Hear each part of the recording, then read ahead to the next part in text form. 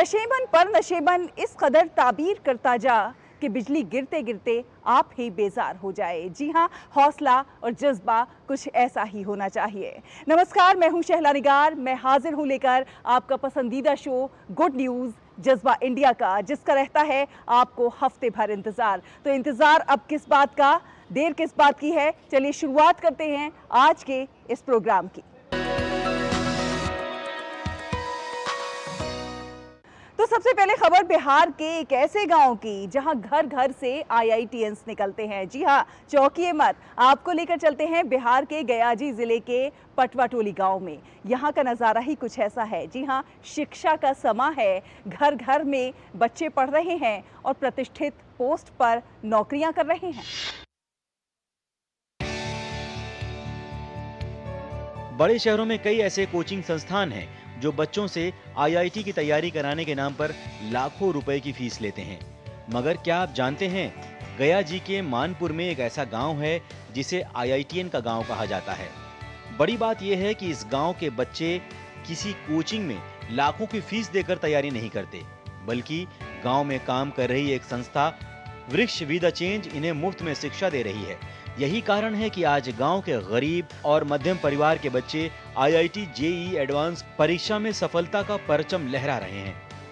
संस्था जो हमारी है वो फ्री एंड फेयर एजुकेशन देती है, जो इसमें कोई भी तरह का कोई चार्ज नहीं लगता है, सभी फ्री सर्विस देते हैं।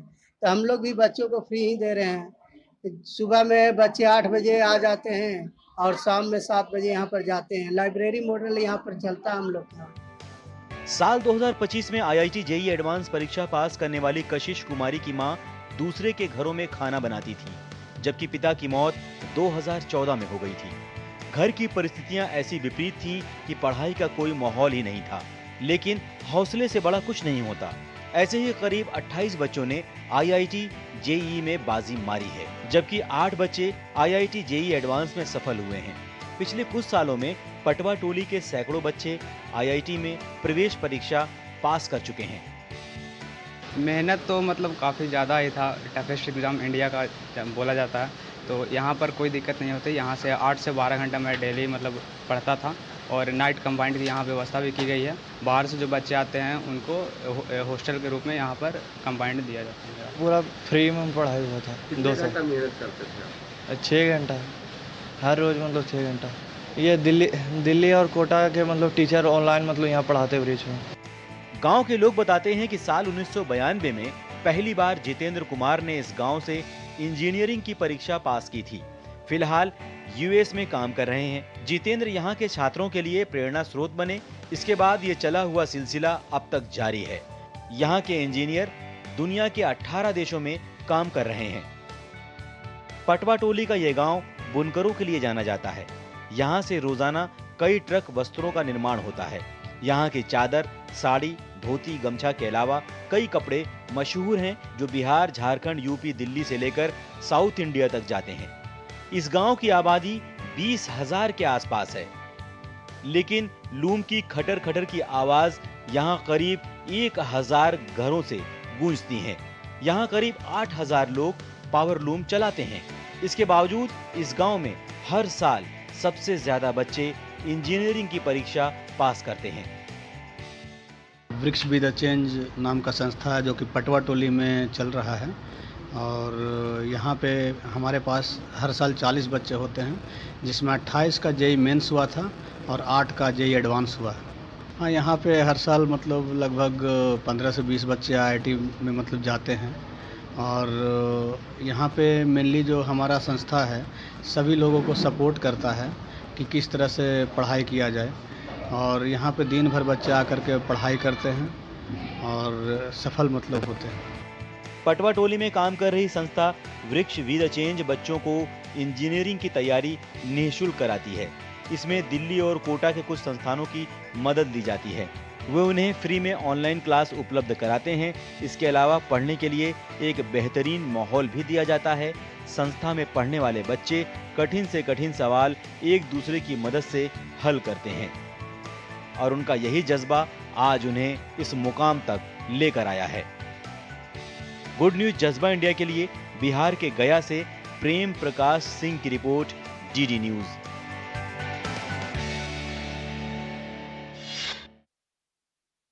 और चलिए अब आपको लेकर चलते हैं गुजरात। गुजरात में आईआईटी गांधीनगर के वैज्ञानिकों ने कुछ चौंकाने वाली खोज की है। जी हाँ, यहाँ पर कच्छ में उन्होंने कुछ ऐसी खोज की है जो कि इतिहास के परतों को हटाएगी और आपको उस दौर में लेकर जाएगी जहाँ मानव सभ्यता ने पहली सांस ली थी।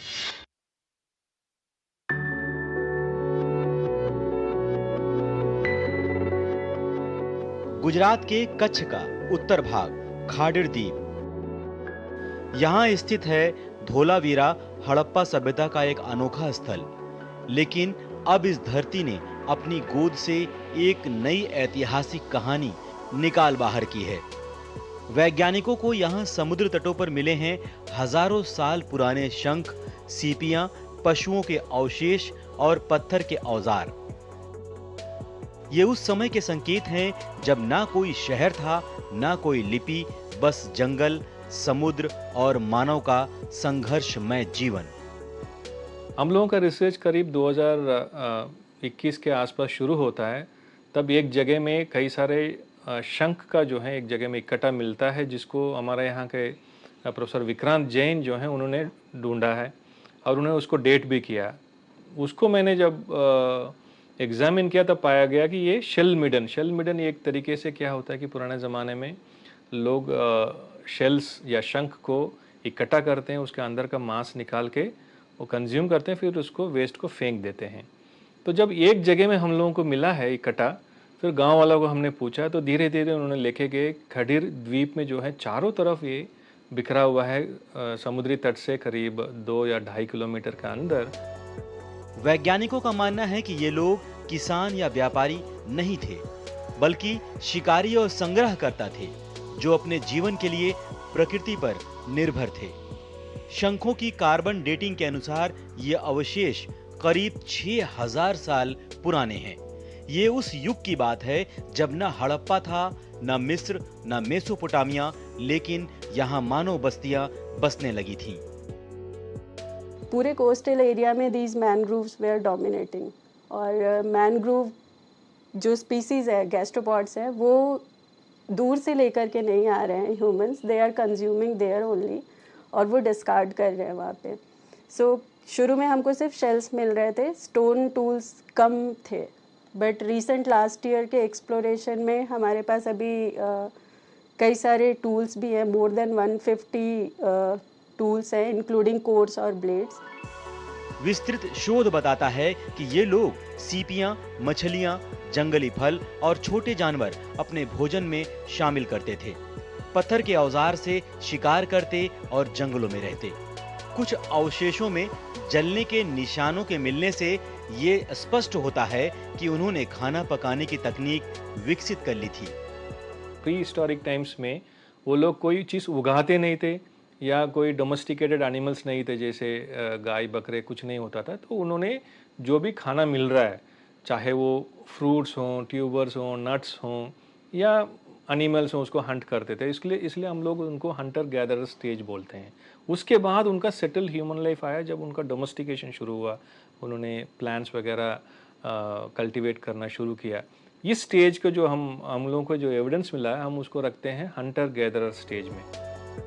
इतिहास कई बार खुद को मिट्टी और सीपियों में छुपा लेता है, लेकिन कच्छ की ये सीपियां अब मानव सभ्यता का एक ऐसा अध्याय खोल रही हैं जो हमारे अतीत को एक नई पहचान देती हैं और दिखाती हैं कि भारत की धरती पर संस्कृति कितनी गहराई से जमी हुई है।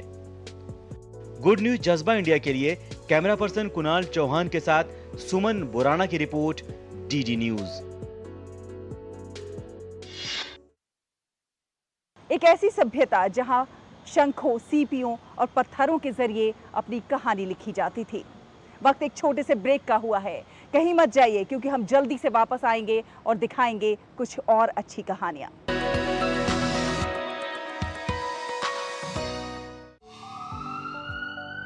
स्वास्थ्य से जुड़ी महत्वपूर्ण बात, देश के प्रख्यात विशेषज्ञों के साथ कैसे हो रोग के लक्षणों की पहचान। यदि आप हैं किसी रोग से परेशान, फोन और ईमेल के माध्यम से पूछें अपना सवाल।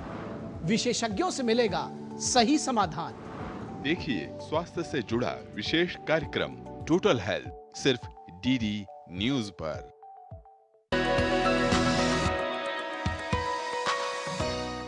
ब्रेक के बाद एक बार फिर आप सभी का बहुत बहुत स्वागत है। आप देख रहे हैं गुड न्यूज जज्बा इंडिया का।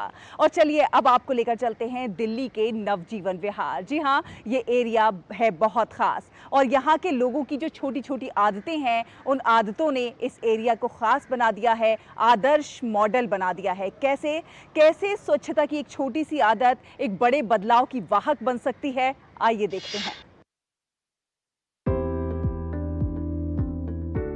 कचरा प्रबंधन जैसी समस्या से निपटने के मिशन के रूप में शुरू हुआ एक अभियान आज शहर भर में स्थिरता के एक मॉडल के रूप में तब्दील हो गया है। आज 280 परिवारों की इस कॉलोनी से कचरे का एक भी बैग लैंडफिल तक नहीं पहुंचता है, जिसका श्रेय डॉक्टर मखीजा और उनके पड़ोसियों के संगठित प्रयासों को जाता है। ये कहानी बताती है कि कैसे एक महिला का दृढ़ संकल्प और सामुदायिक भावना एक लहर जैसा प्रभाव पैदा कर सकती है और दूसरों को एक स्वस्थ वातावरण बनाने के लिए प्रेरित कर सकती है। दक्षिण दिल्ली के नवजीवन विहार में हर सुबह 280 परिवार ज्यादातर लोगों की तरह ही अपना दिन शुरू करते हैं। चाय बनाना, लंच बॉक्स पैक करना और काम या स्कूल के लिए तैयार होना। लेकिन एक छोटी सी चीज जो वो सब करते हैं उनकी कॉलोनी को अलग बनाती है।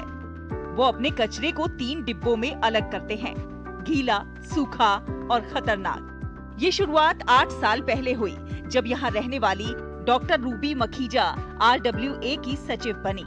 वो बताती हैं कि एक डॉक्टर के तौर पर मैंने देखा कि गंदगी कैसे लोगों को बीमार कर सकती है और जब मुझे ये जिम्मेदारी मिली तो मैंने पड़ोस में चीजें बदलने का बीड़ा उठाया। हमारी कॉलोनी में करीब 280 घर हैं जो ये 3 भागों में कचरा मिलता है। गीले कचरे से आप देख रहे हैं, यहाँ हम उसको कोकोपीट से मिलाते हैं और बायो एंजाइम से मिलाते हैं और नेचुरल तरीके से उससे खाद बन जाती है। ये बिन्स के अंदर हमारे जो कॉलोनी के अंदर सारे फूल, पत्ते, घास, इवन पेड़ आप देख रहे हैं गिरा हुआ है, इससे जो निकलते हैं टहनियाँ वो हम श्रेडर में श्रेड करते हैं, उससे अलग खाद बनती है। और जो paper, plastic, metal, glass, electronic waste ये अलग अलग रिसाइकलर के पास चला जाता है। तो इस मायने में ये कॉलोनी पिछले 6.5 साल से 7 लाख किलो के ऊपर का कचरा लैंडफिल पर जाने से बचा चुकी है। इसके लिए रूबी मखीजा ने सबसे पहले सभी लोगों को कचरा सही तरीके से अलग करने के लिए प्रेरित किया। वो और उनकी टीम घर घर जाकर लोगों से बात करती, सवालों के जवाब देती और शंकाओं का समाधान करती। कुछ लोग बदबू से परेशान थे, कुछ को लगा ये बहुत ज्यादा काम है। यहाँ तक कि कचरा उठाने वाले कर्मचारियों ने भी कहा कि ये हमारा काम नहीं है। लेकिन डॉक्टर रूबी ने हार नहीं मानी। उन्होंने रोजाना अपडेट भेजे, छोटे छोटे वीडियो बनाए और ये समझाने के लिए जानकारी साझा करती रही कि ये क्यों जरूरी है। और धीरे धीरे चीजें बदलने लगी। हमने कॉलोनी में एक्स्ट्रा साफ सफाई का, झाड़ू का राउंड लगाना शुरू किया, लोगों को समझाया कचरे के ऊपर अपना गीला, सूखा, सैनिटरी कचरा अगर वो अलग अलग करके देते हैं तो गीले से हम लोग खाद बना लेंगे, सूखे से हम लोग रिसाइकलिंग कर लेंगे और जो सैनिटरी कचरा है वो बिना हमारे स्टाफ को या तो इंजर किए या इन्फेक्ट किए म्यूनिसिपल कॉर्पोरेशन ऑफ दिल्ली उसको डिस्पोज ऑफ कर देगी। इसमें हमें MCD का भी काफ़ी सहयोग मिला। आज स्थिति ये है कि हर दिन 125 किलो रसोई का कचरा खाद में बदल जाता है और बगीचों को हरा भरा बनाने के लिए इस्तेमाल किया जाता है। प्लास्टिक, कागज और कांच जैसे सूखे कचरे को रिसाइकिल करने वालों के पास भेज दिया जाता है। कपड़े, फर्नीचर और यहाँ तक कि गैस सिलेंडर भी उनके RRR सेंटर के माध्यम से दान किए जाते हैं और इनमें से 30 टन से अधिक वस्तुओं का गैर सरकारी संगठनों के माध्यम से पुनः उपयोग किया जा चुका है। सिर्फ इतना ही नहीं, कॉलोनी में वर्षा जल संचयन और नलों पर एरेटर का उपयोग करके पानी की भी बचत की जाती है। यहाँ सामुदायिक फ्रिज भी है जहाँ लोग जरूरतमंदों के लिए अतिरिक्त भोजन छोड़ सकते हैं। अगर आप कॉलोनी में आए तो आपको हरे भरे बगीचे, साफ सुथरी सड़कें और शांतिपूर्ण माहौल दिखाई देगा। कोई कड़ी मेहनत नहीं, लेकिन यहाँ के रहने वालों के लिए एक सामान्य दिनचर्या है, एक छोटी सी आदत है जिसने उनकी कॉलोनी को पूरी तरह से अलग और खास बना दिया है। गुड न्यूज जज्बा इंडिया के लिए दिल्ली से ब्यूरो रिपोर्ट, DD न्यूज। तो देखिए आपने स्वच्छता की छोटी सी आदत कैसे बड़े बदलाव की वाहक बन सकती है, कैसे हम आप सब मिलकर अपने इलाके को बहुत ज़्यादा ख़ास बना सकते हैं, अपने देश को और ज़्यादा खूबसूरत बना सकते हैं।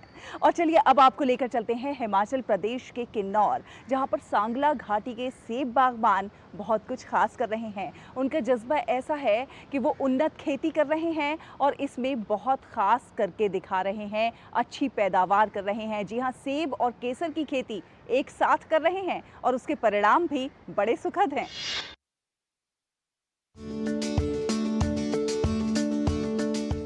हिमाचल प्रदेश सेब की पैदावार के लिए मशहूर है। यहाँ के सेब पूरे देश में मशहूर हैं और राज्य की अर्थव्यवस्था में एक महत्वपूर्ण भूमिका निभाते हैं। हिमाचल प्रदेश के किन्नौर की सांगला घाटी में सेब बागबान इस बार की पैदावार से काफी उत्साहित हैं। यहाँ के उन्नत बागबान सेब और केसर की खेती एक साथ करते हैं और इसीलिए इनकी खेती भी कुछ खास है। किन्नौर का सेब अनुमानित पैदावार के मामले में तीसरा स्थान है और किन्नौर के सांगला का सेब सबसे खास माना जाता है। यहाँ के बागबान नित नए प्रयास करते हैं, बागबानी की नई नई तकनीकें अपनाते हैं और आत्मनिर्भरता की राह में आगे बढ़ रहे हैं। आज स्थिति ये है कि सेब बागबानी के क्षेत्र में सांगला घाटी पूरे किन्नौर और पूरे हिमाचल के लिए प्रेरणा स्रोत बन रही है। सांगला के सेब बागबान मोहन प्रकाश भी उन्हीं बागबानों में से हैं जो सेब और केसर की खेती एक साथ करते हैं और दूसरे बागबानों को भी इस तकनीक का प्रशिक्षण दे रहे हैं। इस बगीचे में मैं 3 किस्म का वो जमीन से तीन प्रोडक्ट लेता हूँ। आप एप्पल भी ले रहे हैं और केसर भी तैयार कर रहे हैं और ये जिक्र प्रधानमंत्री जी श्री नरेंद्र मोदी जी ने भी किया कि किन्नौर के लोग आपका केसर और सेब की खेती कर रहे हैं।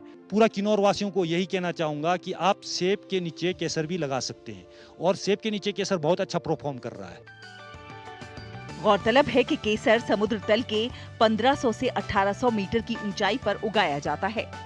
भौगोलिक दृष्टि से किन्नौर की जलवायु केसर की खेती के लिए अनुकूल है। केसर की खेती को जिला किन्नौर में बढ़ावा देने के लिए कृषि विभाग और CSIR के संयुक्त तत्वाधान में विभिन्न प्रशिक्षण शिविरों का भी आयोजन हो रहा है। गुड न्यूज जज्बा इंडिया के लिए किन्नौर की सांगला घाटी से ऋषिपाल के साथ धर्म प्रकाश की रिपोर्ट, DD न्यूज।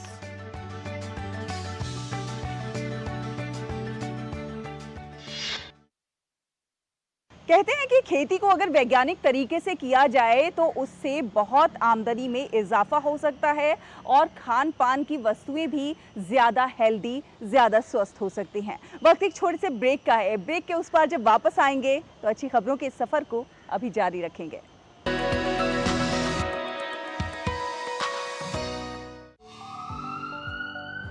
स्वास्थ्य से जुड़ी महत्वपूर्ण बात, देश के प्रख्यात विशेषज्ञों के साथ कैसे हो रोग के लक्षणों की पहचान। यदि आप हैं किसी रोग से परेशान, फोन और ईमेल के माध्यम से पूछें अपना सवाल, विशेषज्ञों से मिलेगा सही समाधान। देखिए स्वास्थ्य से जुड़ा विशेष कार्यक्रम टोटल हेल्थ, सिर्फ DD न्यूज पर।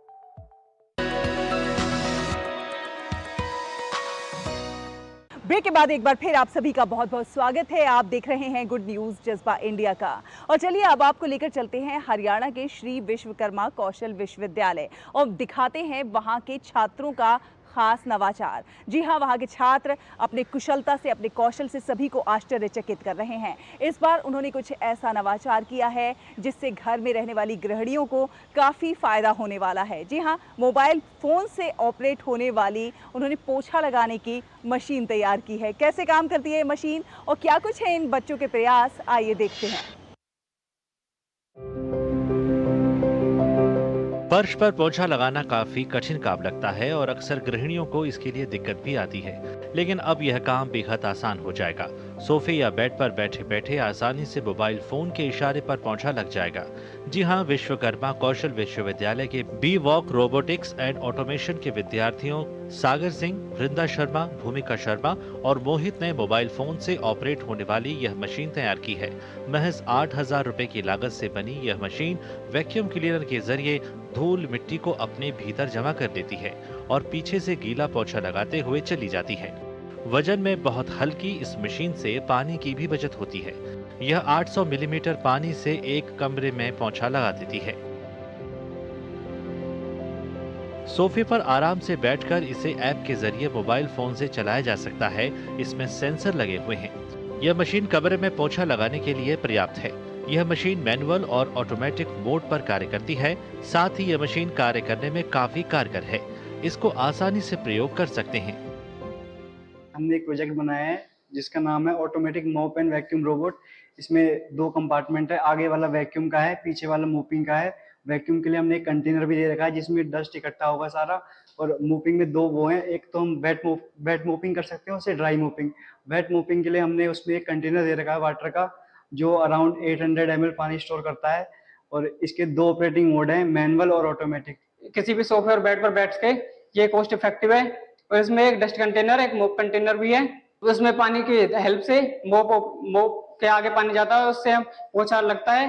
Help of vacuum cleaner, dust जो होती है वो कंटेनर में कलेक्ट हो जाती है। ये मशीन हम मैनुअली और ऑटोमेटिकली ऑपरेट कर सकते हैं अपने घर पे, और जब हम घर पे ना भी हों तब भी, और हमारे वर्क प्लेसेस पे भी हम इसको यूज कर सकते हैं।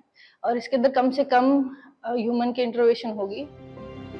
विश्वकर्मा कौशल विश्वविद्यालय दुधौला पलवल के इंडस्ट्री 4.0 के स्किल इंस्ट्रक्टर शंसवीर डागर ने बताया कि विद्यार्थियों ने बड़ी मेहनत से यह प्रोजेक्ट तैयार किया है। इसके अलावा और भी कई प्रोजेक्ट पर काम चल रहा है। विद्यार्थी ऑटोमेशन के प्रोजेक्ट तैयार कर रहे हैं। श्री विश्वकर्मा कौशल विश्वविद्यालय ने सेंटर ऑफ एक्सीलेंस में अत्याधुनिक मशीनों से युक्त लैब विद्यार्थियों के नवाचार को समर्पित की है। हमारे स्टूडेंट्स जो कि बीवॉक रोबोटिक्स एंड ऑटोमेशन के स्टूडेंट्स ने एक automatic mop and vacuum cleaner develop किया है, जिसकी विशेषताएं हैं कि वो ऑटोमेटिक मोड पे और मैनुअल मोड पे। सो मैनुअल मोड पे हम आराम से कहीं भी एक जगह बैठ के उसको कंट्रोल कर सकते हैं। उसमें हमारा कुछ सेंसर्स भी हमने यूज़ किए हैं, जिसमें कि अल्ट्रासोनिक सेंसर्स हैं हमारे, और इसमें BLDC मोटर है जो कि ड्रोन में हमारी मोटर यूज़ होती है। तो उसी को हमने ऐसे वैक्यूम क्लीनर के रूप में इसको यूज़ किया है। तो बच्चों ने काफ़ी मेहनत करी है इसमें, और भी कुछ प्रोजेक्ट्स हमारे पाइपलाइन हैं। इस automated mop and vacuum cleaner machine में 3 infrared sensor, ultrasonic sensor, BLDC meter और DC मोटर लगाई गई हैं। यह माइक्रो कंट्रोलर के जरिए काम करती है। इसे मोबाइल ऐप से भी कंट्रोल कर सकते हैं, नहीं तो 20 सेकंड बाद यह ऑटोमेटिक तरीके से भी चलने लगती है। मशीन में ब्लूटूथ लगाया गया है, जिससे यह आसानी से मोबाइल फोन से कनेक्ट हो जाती है और बहुत आसानी से ऑपरेट होती है। गुड न्यूज जज्बा इंडिया के लिए हरियाणा के पलवल से ब्यूरो रिपोर्ट, DD न्यूज। तो देखिए आपने ये खास प्रयास। यहाँ हर कहानी कुछ कहती है, हर कहानी हमें कुछ प्रेरणा देती है, कुछ हौसला देती है, कुछ कर गुजरने का जज्बा देती है। जी हाँ, आपसे भी अनुरोध है कि आप भी कुछ न कुछ अच्छा करते रहिए, खास करते रहिए, देश और समाज के विकास में अपना योगदान ज़रूर दीजिए। अगले हफ्ते फिर होगी आपसे मुलाकात कुछ और अच्छी कहानियों के साथ। तब तक के लिए हमारी पूरी टीम को दीजिए अनुमति। नमस्कार।